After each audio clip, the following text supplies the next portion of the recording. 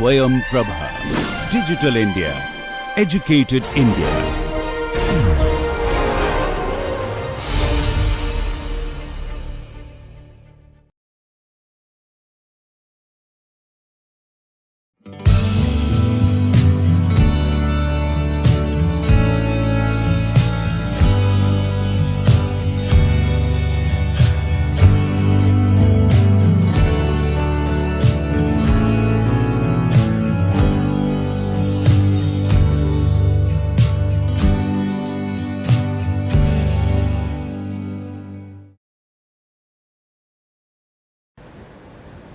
Welcome to the class.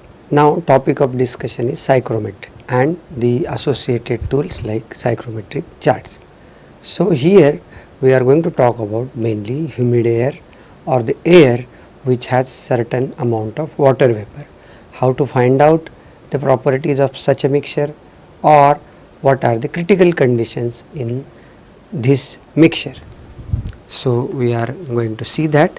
So in view of this, first is dry and atmospheric air. Basically, air is composed of N2 nitrogen, O2 oxygen and small amount of other gases.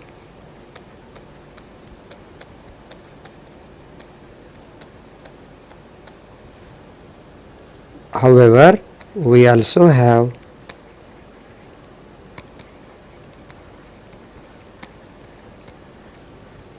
small amount of water vapor in the air.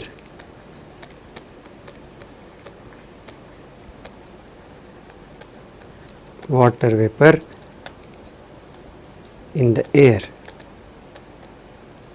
So, in general, air is treated as composition of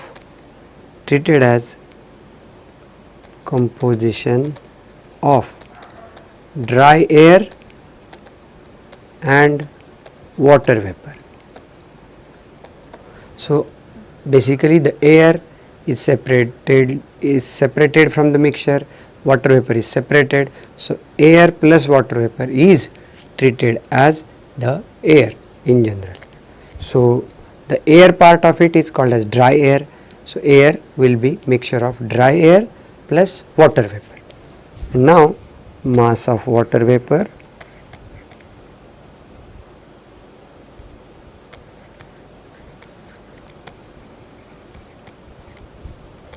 is omega for unit mass of dry air.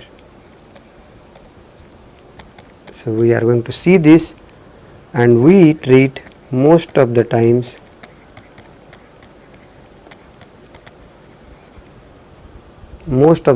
we treat water vapor as ideal gas, so that we can use its properties for calculations. And then by Dalton's law, we know total pressure of the mixture is equal to partial pressure of dry air plus partial pressure of water vapor. So this is mixture's total pressure. Now total pressure is equal to pressure of one component plus pressure of other component. So here we are having water vapor at partial pressure of PV. So now we are considering it as an ideal gas at that PV pressure. So we need to find out, suppose enthalpy, suppose H, which is function of H of T, then that can be found out as H, basically H nu of T for us is equal to Hg of T. So we practically mean that we will go into the vapor pressure, and that vapor pressure we will treat it as saturation pressure, and at that saturation pressure we will see in the steam table what is the saturation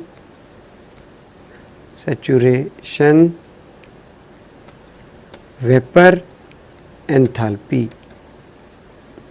So that is what we will make it as Hg, which is basically Hv at T. So at that temperature we would get that enthalpy. So we will get that. Then we will have some other terminologies which include specific humidity, and specific humidity is what we are treating here is omega, and this omega is treated as mass of water vapor divided by mass of dry air. So it is ratio of mass of water vapor per unit mass of dry air. So this is an important terminology which is called as the specific humidity. We can make use of specific humidity to get an expression such that omega now is equal to mv divided by ma. We are treating both as ideal gases, so we have pv upon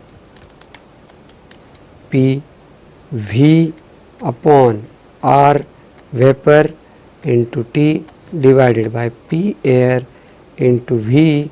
We are saying that water vapor and air both are in the same volume and they have same temperature. So volume and temperature would cancel. So we have omega is equal to PV upon RV divided by PA upon RA. So if we take the standard values of RV and RA, we will get this number as 0.622 into PV upon PA, and then that we can denote as PV upon P minus PV. So this is the expression for specific humidity. Now there is one more term which is called as relative humidity, and this is denoted by phi. It is ratio of mass of air mass of water vapor in the air divided by maximum possible mass of vapor in the same state. So phi is equal to mv and this is mg, which is saturation mass. We know that if we keep water in the air, it will evaporate.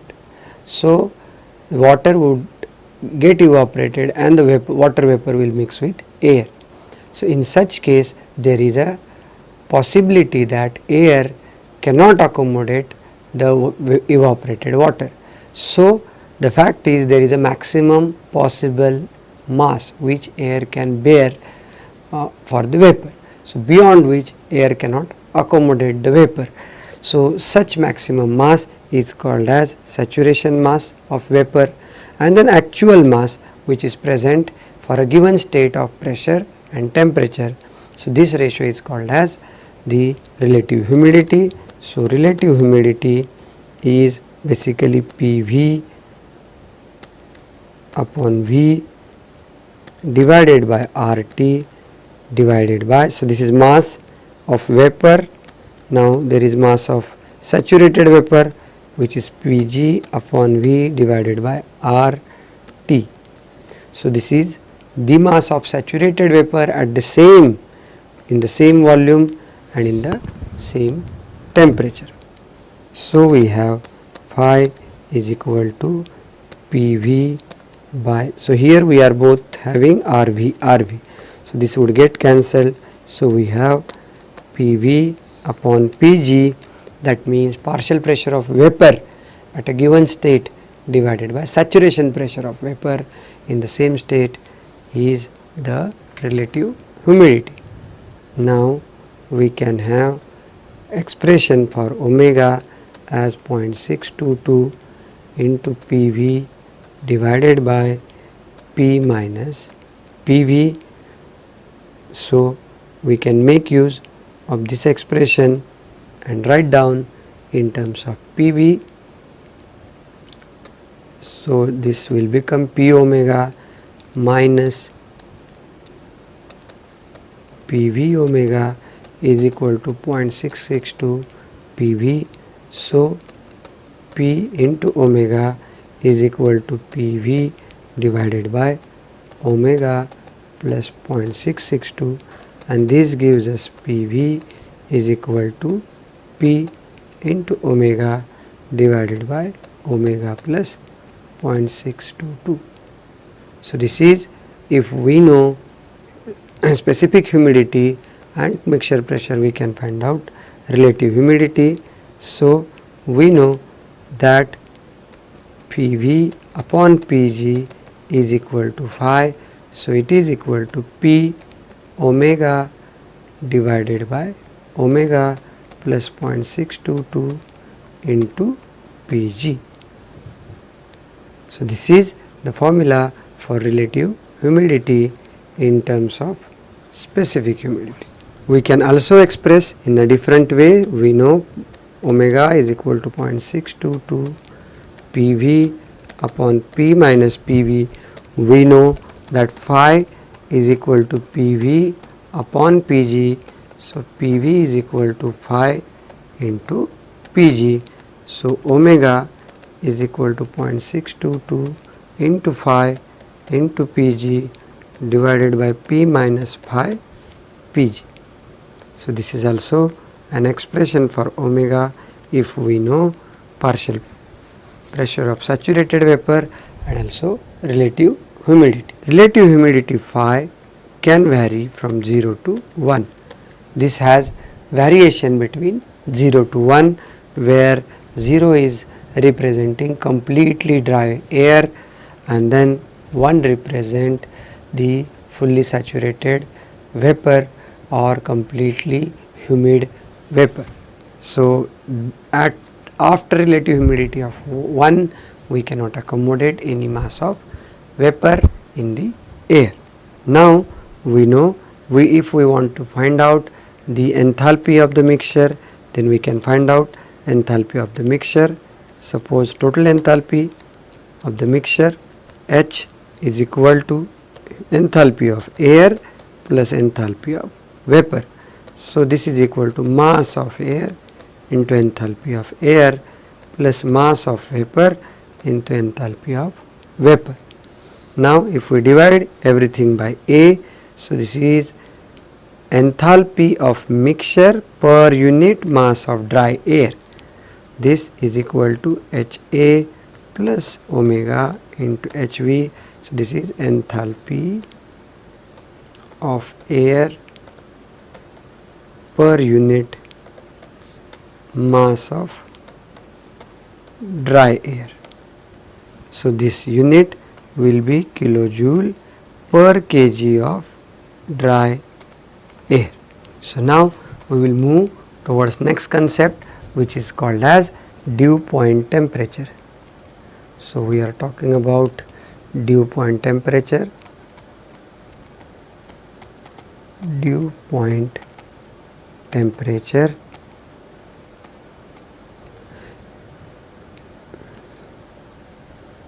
So if we have air at high temperature,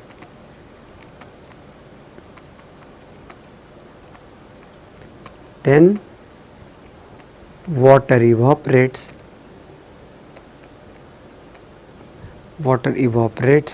and mass of vapor in air increases. If we decrease the temperature,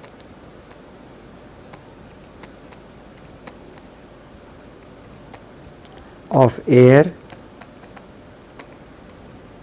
then vapor accommodation or bearing capacity of air decreases and air attains a saturation point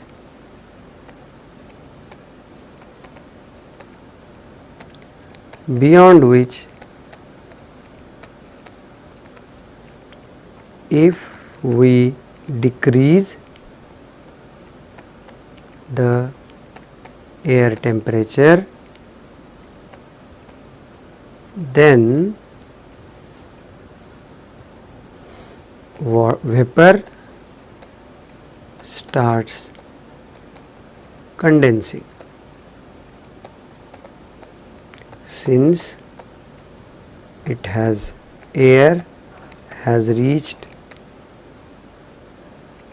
phi is equal to 1, and then since temperature is decreasing, we are having lower accommodation capability of vapor in the air. We actually are seeing in point 1 that if we heat the air, then basically temperature of the mixture increases, and since temperature of the mixture increases, we have more possibility of having vapor in the air, since air's vapor bearing capability would increase.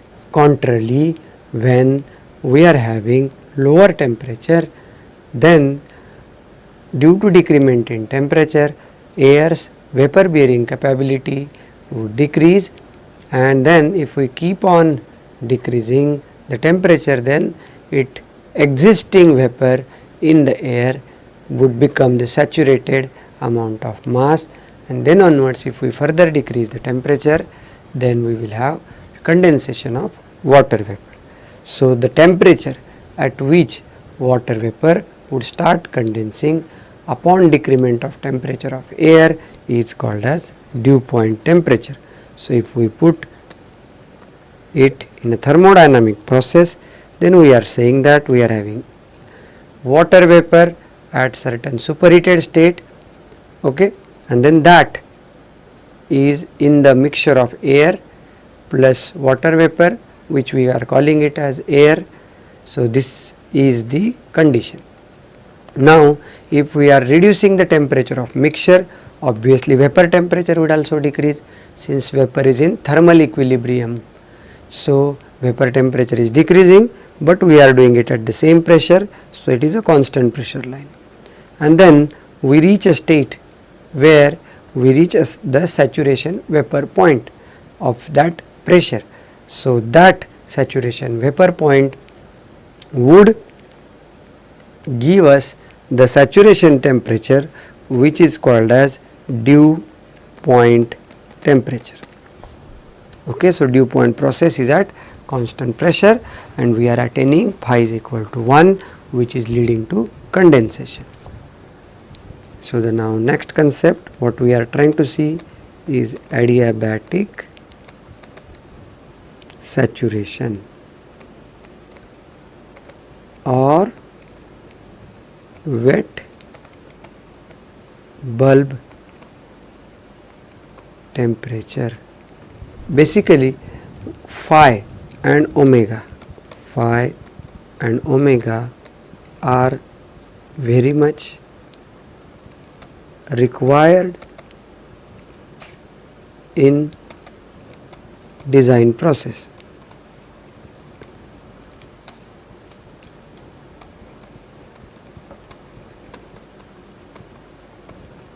So what would happen is we need to estimate phi and omega. So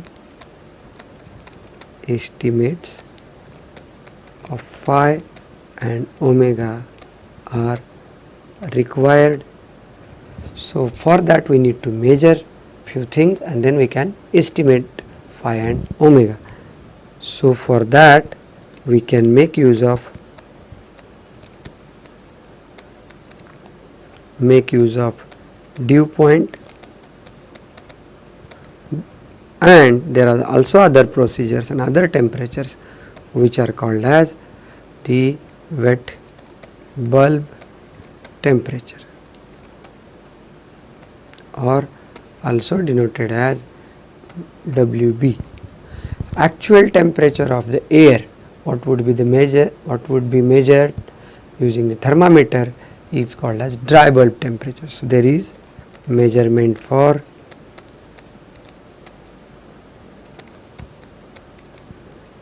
temperature of mixture using routine thermometer is called as dry bulb temperature, which is TDB. Now with these all measurements we can possibly estimate the specific humidity and relative humidity. The experiment for adiabatic saturation is this way, that we will have a long channel, and in this channel we would have filled water, and there will be air which is entering and leaving this channel. This channel is long enough for having saturation test to be reached. So we are treating it as 1, and this station is 2, and we are supplying some water if it is required from here, which is again at state 2. So here air is leaving, air is at temperature T1, omega 1, phi 1, and it will have vapor pressure PV.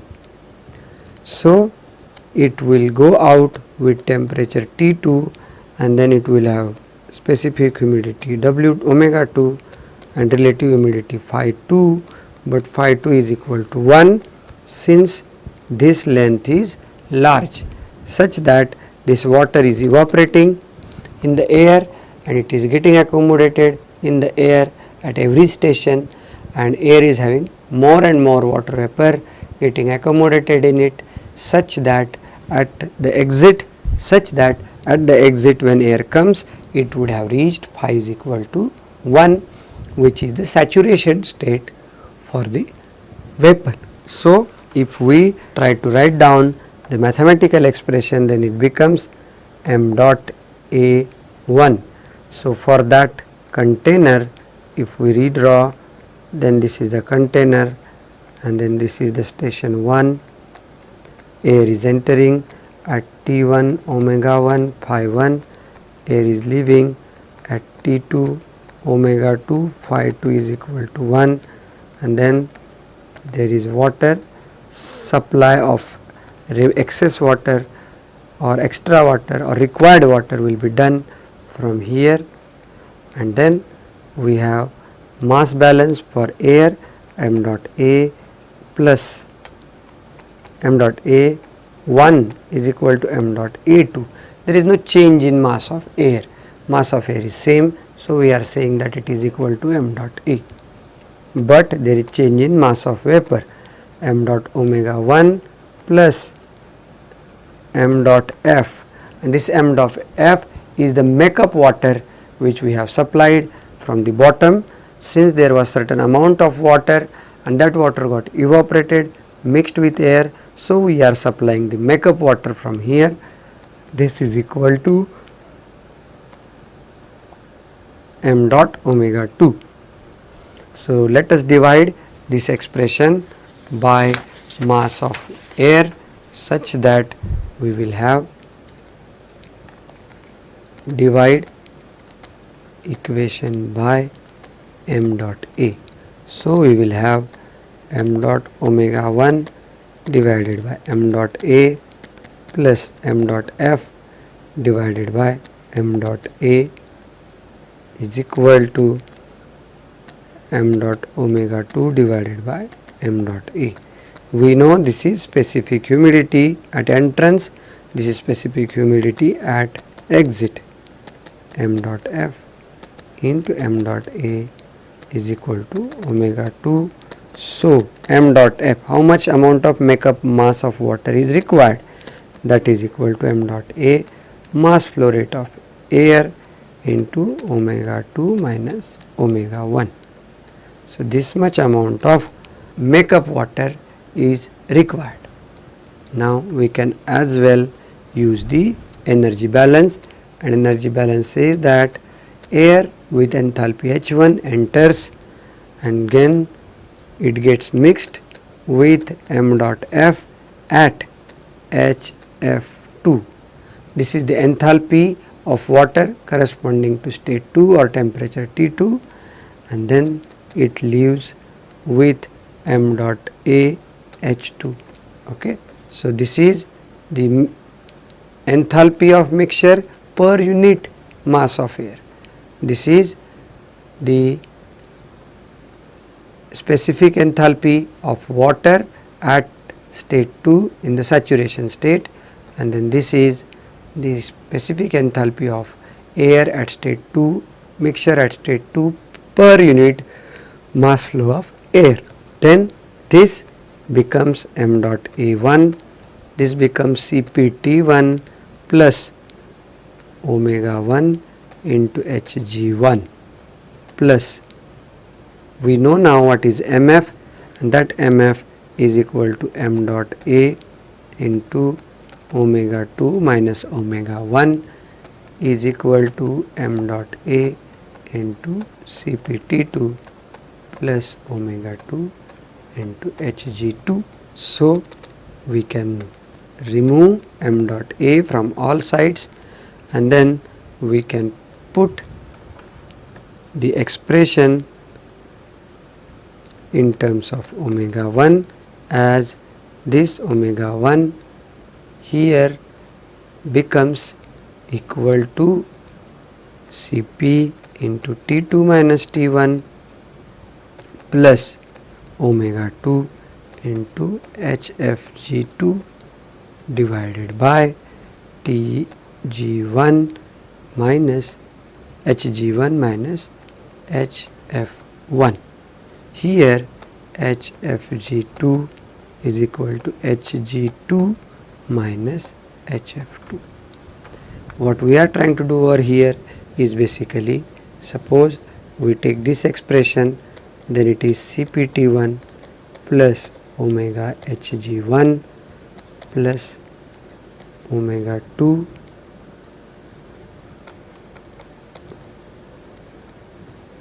minus omega 1 into Hf1, Hf2 is equal to Cpt2 plus omega 2 Hg2. So we can have Cpt1 on that side, and we will write down it with the all terms together for omega 1. So omega 1 into Hg1 here minus Hf2 here, Hf2 here.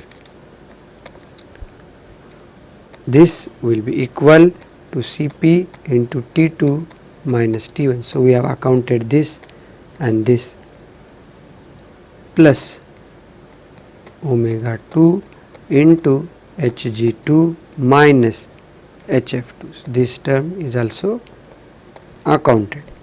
So this we can write down as Hg1 minus Hf2 is equal to Cp into T2 minus T1 plus omega 2. So this is the latent enthalpy, which is Hfg at 2. So we have omega 1 is equal to Cp into T2 minus T1 plus omega 2 Hfg2 divided by Hg minus Hf2. So this is how we can estimate the omega 1, that is specific humidity at station 1, since we would have measured temperature T2 and T1, and then we would know the saturation enthalpy corresponding to T2 temperature. So this gives us the expression for prediction of omega 1, or what we tell it as the specific humidity of the air. So this temperature is also called as wet bulb temperature. So in case of wet bulb temperature, a thermometer will be used. Instead of doing this experiment of the adiabatic saturation, we can as well put a wick of cotton on the thermometer bulb and then measure the temperature. So in this process, the air and water, actually they will have heat transfer among them for the latent heat of the water for evaporation, and the temperature will reduce if we are having evaporation taking place. So the temperature measured in such case by the thermometer is called as wet bulb temperature, which is almost same as the adiabatic saturation temperature. Now we will solve some examples on this concept. So here first example says that a 5 meter by 5 meter by 3 meter room contains air at 25 degrees Celsius and 100 kPa at relative humidity of 75%. Determine partial pressure of air, specific humidity, enthalpy per unit mass of dry air, and mass of dry air and mass of water vapor. So these things are to be evaluated. So for these things, let us make use of steam table for evaluation of these things. So here we know that we are given with air temperature as 25 degrees Celsius, and it is the total pressure is given as 100 kPa, and relative humidity phi is 0.75. We know that relative humidity phi is equal to PV divided by Pg. This is partial pressure of vapor, and this is also partial pressure of vapor, but at the saturation state. So we can go and see at 25 degrees Celsius what is the saturation pressure of vapor when we are having 25 degrees Celsius as the saturation temperature. So for that we can find out Pg. Phi is known, so PV is equal to phi into Pg. So and this is at 25 degree Celsius. So PV becomes 0.75 into this pressure is actually, here we are going to make use of the steam table where temperature is the part at the left hand side where we are going to identify the saturation temperature 25 degrees Celsius and go ahead. So for 25 degrees Celsius pressure is 3.1698 kPa. So this gives us 2.38 kPa as the vapor pressure. So partial pressure of air is equal to 100 kPa minus 2.38 kPa, it is 97.62 kPa. Now partial pressure of air is found out as it was asked. Now we can find out specific humidity. Omega is equal to 0.622 into PV divided by P minus PV, which is basically PA. So PV is known, PA is known, 0.662 is known, and then we get 0.0152 kg of vapor, which is H2O per kg of dry air. This is the unit of specific humidity. Now we can find out the enthalpy of the mixture, which is enthalpy of air plus specific humidity into enthalpy of water vapor. So this is enthalpy of mixture, or for us it is air per kg of dry air. So having said this, we can find out HV, which is basically saturation enthalpy at 25 degrees Celsius, which is Hg at 25 degree Celsius, and then that we know it is 2546.5 kilojoule per kg. So we have H is equal to Cp into T plus 2546.5 into omega, we just found out 0.0152, and this gives us H at 63.8 kilojoule per kg of dry air. So we found out enthalpy per unit mass of dry air. Now we have to find out mass of dry air and mass of water vapor. We can find out by using volume. So volume is 5 into 5 into 3, which is basically 75 meter cube. We know mass of air is equal to partial pressure of air into V divided by R into T. Here volume and temperature are same for the air and water vapor. So partial pressure of air is basically P minus PV into volume divided by RT. So we can get it as 85.61 kg. Here we are putting this T in Kelvin, okay, and here we are putting the T for air, and that T is in degree Celsius. So mass of vapor is equal to, in this case T is in degree Celsius, so Cp will have unit kilojoule per kg degree Celsius. So a mass of vapor is partial pressure of vapor into volume upon RT. So this will give mass of vapor as 1.30 kg. We could have also found out mass of vapor as specific humidity into mass of air as well. So this is how we would have solved this example.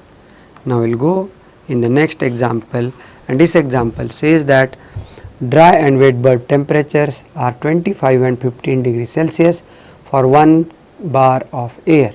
So there is 1 bar of air, and then for that if we have measured temperature on just a simple thermometer, then it will give you 25 degrees Celsius.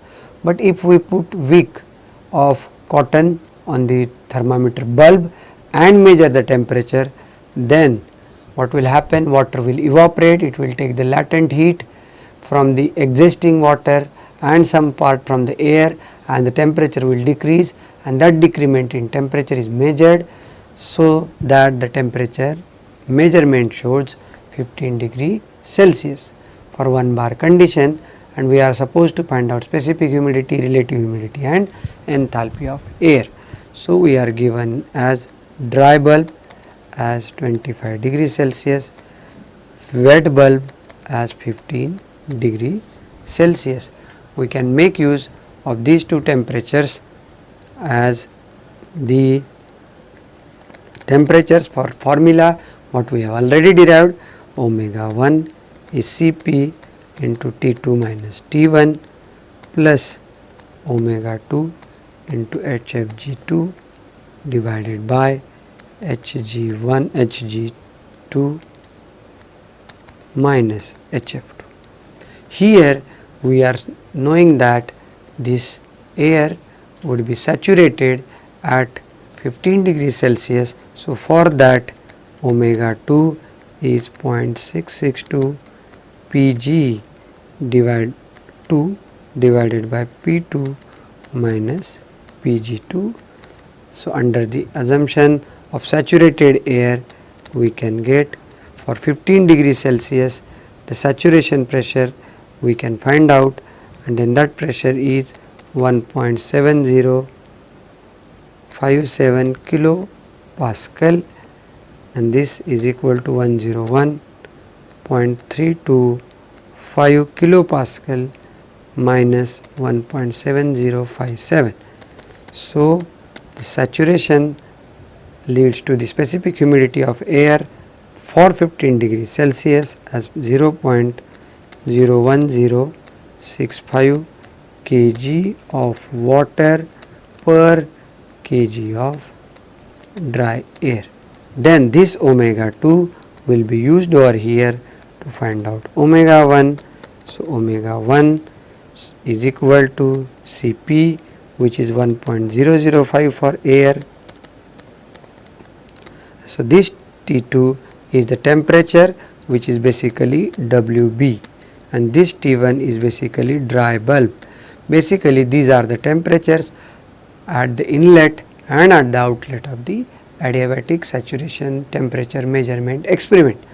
So here we are having this as T1 and this as T2. So plus omega 2 HFG2 divided by Hg2 minus Hf2. Here we would find out Hfg2 at 15 degrees Celsius, the latent enthalpy at 15 degrees Celsius. Omega 2 is evaluated. This we can find out from steam table. This is known T1, this is T2, this term is known, and then this term basically is Hg at, this is Hg1, this is Hg1, so this is Hg1, so this is Hg at 25 degrees Celsius, which is liquid saturation, vapor saturation enthalpy at 25 degrees Celsius. This can be found out from the steam table. This is liquid saturation enthalpy at 15 degrees Celsius. So this would also be found out from the steam table. So we will open the steam table. We can find out HFG2, Hg1, Hf2, and then find out omega 1, and this omega 1 is 0.00000653 kg of H2O per kg of dry air. We can make use of the relation phi 1 is equal to phi omega 1 into P divided by 0.662 plus omega 1 into Pg1, which is the saturation pressure corresponding to 25 degree Celsius. So these things will be known, and then phi is 0.332, or which is 33.2%. Now we can find out enthalpy of the mixture per unit mass of dry air as HA1 plus omega into Hg1. So here again Hg1 is the saturation enthalpy of vapor at 25 degrees Celsius. This is Cp into T.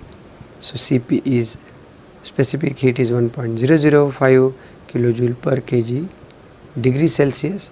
So we will know its degree Celsius as 25 degrees Celsius. So Cp into T. For the air is known.